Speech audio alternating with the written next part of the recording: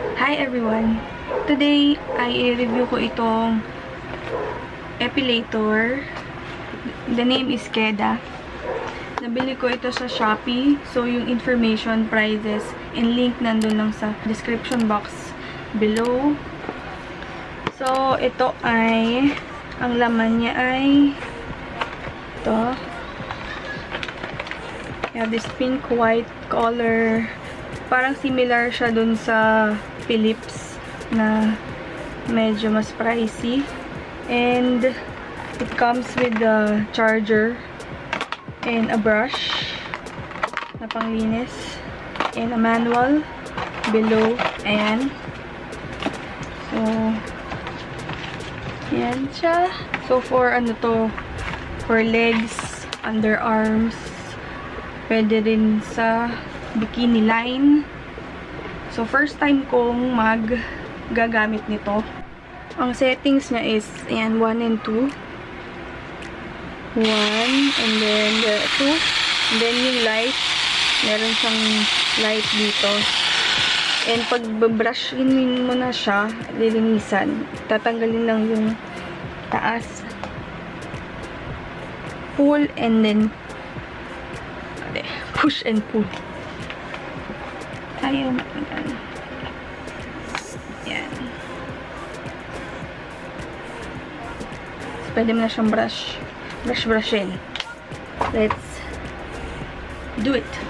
So, umpisahan ko sa legs. Ayan yung hair. Merong gap dito kasi shinave ko yan before. Kaya, ganyan na naging itsura. So, let's try.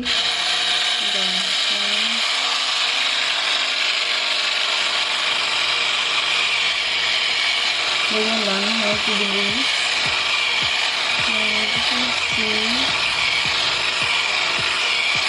Wala siyang pain.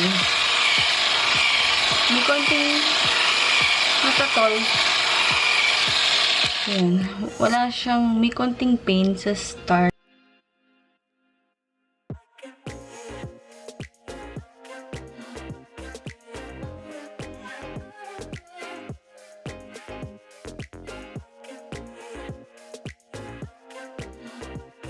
Hindi mo na kailangan idiin masyado yung pag-glide.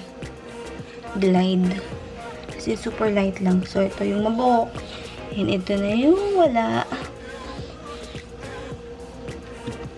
Yeah. Before.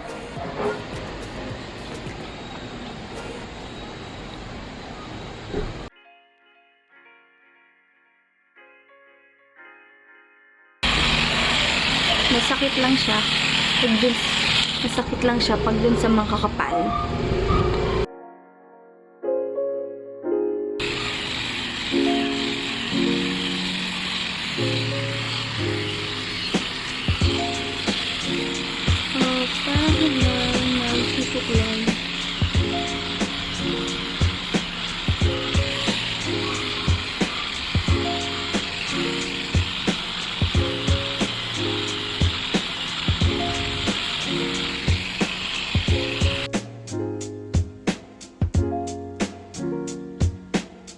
So, itatry na natin. Yan ang aking hair.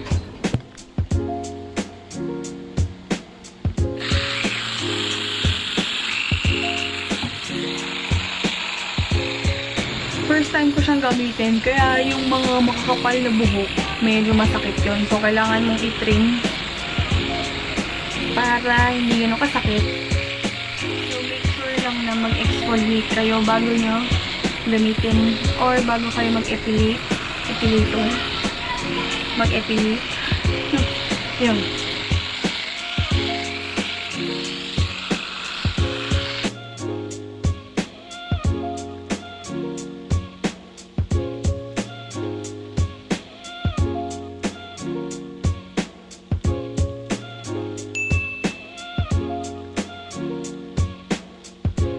ikaw ay sanay na mag-waxing, nagpapa-sugar waxing talaga regularly, hindi na siya gaanong kasakit.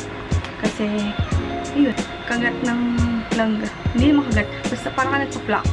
Yun. Pero this one is maramihan. Pero yung vibration ng ganyan, yung parang para ma-less mo yung feel ng pain. Tapos, after nilalagyan ko ng aloe vera gel para mag-soothe and mawala yung para mag-soothe. Yun. And, kaya natin siya ni-exfoliate para hindi mag-produce or mag-cause ng bumps and ingrown hair.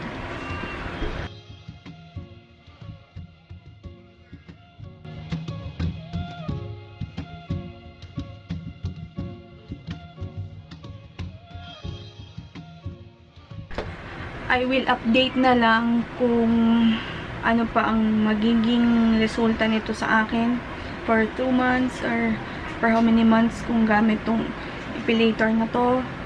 And that's it guys for this video. I hope this helped and see you on my next one. Thank you so much. Bye!